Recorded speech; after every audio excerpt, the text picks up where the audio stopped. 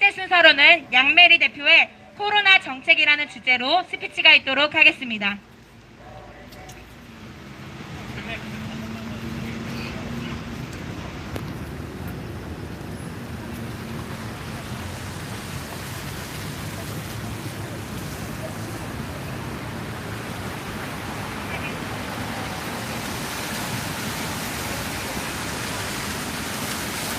샬롬 반갑습니다. 저는 24살 양메리 청년입니다. 시작하기에 앞서 제가 너무 사랑하는 예수님을 위해 찬양 한 곡 올려드리고 싶습니다. 아시는 분들은 함께 찬양해 주시면 감사하겠습니다. 나의 주 크고 놀라운 하나님, 하늘 위에서 지혜와 권능과 사랑으로 우리 다스리네. 나의 주 크고 놀라운 하나님, 하늘 위에서 지혜와 권능과 사랑으로 우리 다스리. 영어로 한번 하겠습니다. Our God is an awesome God. He reigns from heaven above with wisdom, power, and love. Our God is an awesome God. Our God is an awesome God. He reigns from heaven above with wisdom, power, and love. Our God is an awesome God. 아멘. 우리 하나님이 이렇게나도 위대하시고 awesome하신 분인 줄 믿습니다. 아멘. 제가 준비한 스피치는 사실 코로나와 예배의 자유에 대한 것인데 간략하게 설명하고 또 하나님 오늘 저에게 주신 마음을 전하도록 하겠습니다. 사실 바이러스의 원리, 우리 지나가시는 국민들이 꼭 들었으면 하는 싶은데요. 바이러스의 가장 기본 중에 기본인 상식적인 지식이 무엇이냐? 바이러스는 마치 모기와 비슷해요. 그래서 만약에 집 밖에 날아다니는 모기떼가 있다 하면 제일 무엇부터 하냐? 바로 창문부터 닫아야 하는 것이 상식 중 상식입니다. 그렇기 때문에 방역의 기본 중 기본은 그 바이러스가 우리 나라 가운데 들어오지 못하도록 차는 것인데요. 2020년 1월 20일 국내 최초 환자 발생을 기준으로 대한민국 의사협회에서는 무려 18차례나 중국 입국자들을 차단 권고했지만 코로나19 관련 대통령의 발언과 또 현 정부의 발언은 늘 꾸준히 아무런 조치를 하지 않았습니다. 그래서 1차부터 8차까지 여러 가지 권고가 있지만 여러분들이 인터넷에서 꼭 자세한 정보를 찾아보시길 권합니다. 그렇다면 오늘은요, 1차와 2차 코로나 대유행의 원인을 살짝 언급하겠습니다. 1차 대유행의 확산이 작년 2월 20일인데요.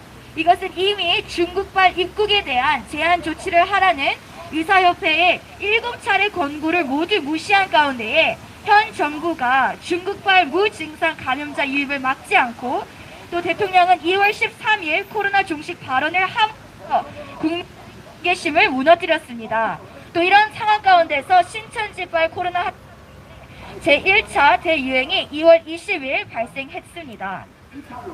또 2차 대유행 확산일은 8월 14일로서 문재인 정부가 7월 21일 한국판 뉴딜 정책을 발표하며 우리 지친 국민에게 휴식을 준답시며 휴가를 장려하고 8월 17일 월요일을 임시 공휴일로까지 지정하면서 4일간의 황금 연휴를 조장하여 소비와 휴가지 밀집을 장려했습니다.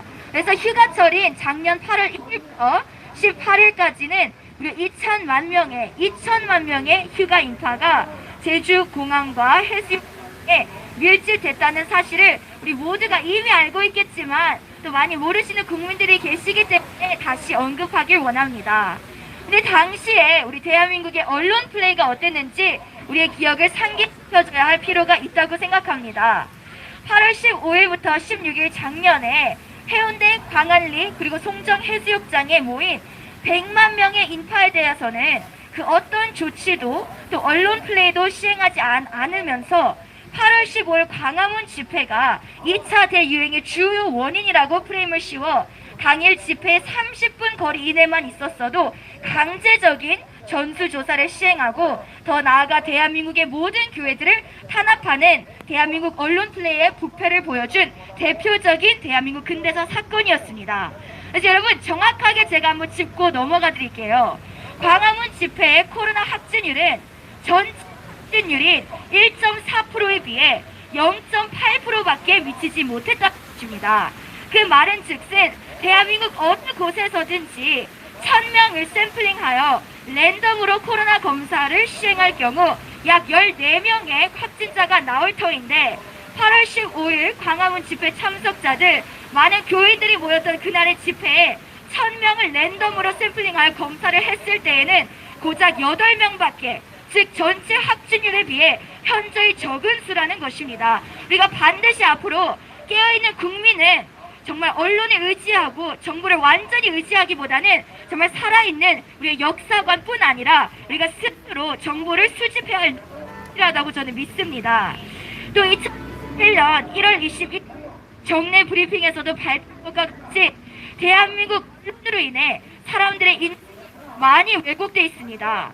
한교총 인식조사 발표에 따르면 코로나19 확진은 전체의 7.9%밖에 되지 않는데 국민들은 48%로 알고 있다는 것입니다. 감사합니다. 마이크. 네, 대한민국의 언론 이렇게나 우리 국민들의 눈과 귀를 현혹시키고 있다는 것을 이번 코로나19 팬데믹을 통해서 우리는 철저히 느껴왔고 지금도 느끼고 있습니다.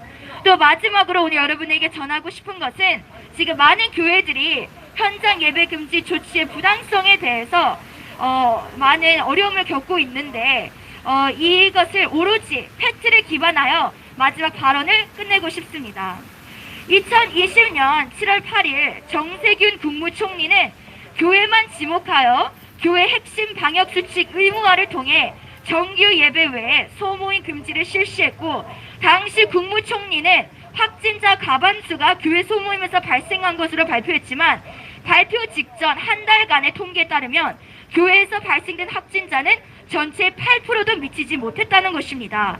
또 2020년 작년 8월 18일 중대본은 교회 방역 조치 강화 방안을 발표하면서 비대면 예배만을 허용하고 교회가 주관하는 모든 대면 모임과 행사, 단체 식사 등을 금지하는 행정 조치를 실시했는데 현장 예배 금지령은 오직 교회에만 적용되었고 사찰과 성당과 같은 타 종교 시설에는 적용되지 않았다는 점 우리는 깨어있어서 주목해야 됩니다. 이것은 혈과 육을 상대하는 전쟁이 아닌 마지막 때에 적그리스도의 세력이 우리 그리스도인들을 핍박하고 우리를 지금 어떻게 보면 마지막 때에 단련하고 있는 것을 우리가 반드시 인식해야 될 줄 믿습니다. 그래서 여러분이 생각해도 현 정부에서 실시하고 있는 이 코로나19 방역 조치가 생활 가운데서도 상식적으로 앞뒤가 안 맞는 부분이 너무나도 많습니다.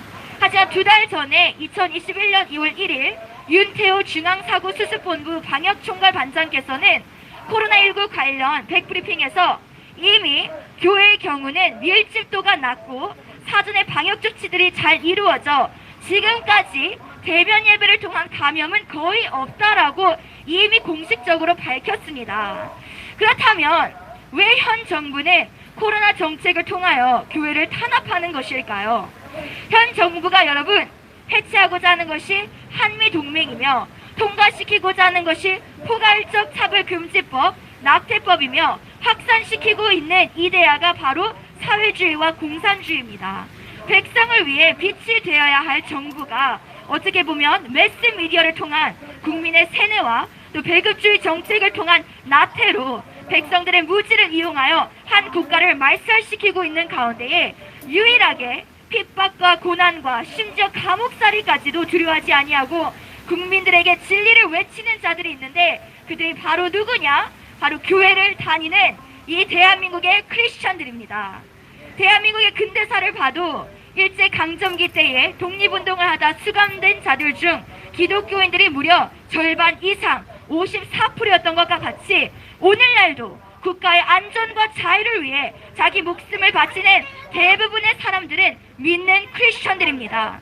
따라서 지나가시는 여러분, 마지막으로 전화드리고 싶은 말이 있는데 우리 기독교인은요, 누구보다도 우리 나라 대한민국을 사랑하는 애국자들입니다. 우리 역시도 이 나라를 너무나도 사랑하는 국민들이기 때문에 비오는 이 날씨 가운데도 뭐하러 우리가 여기 나오겠습니까? 지금 이 대한민국이 포괄적 차별금지법 지난 15년간 무려 2,500%나 늘어난 청소년 에이즈 감염률이 얼마나 높은지, 또 학교에서 가르치는 것이 부모를 공경하지 말라, 선생님의 말을 듣지 말라, 네 멋대로 살아라, 정말 말이 안 되는 소리지만 그런 말이 안 되는 소리를 지금 우리의 청소년들과 아이들에게 가르치고 있다는 것입니다.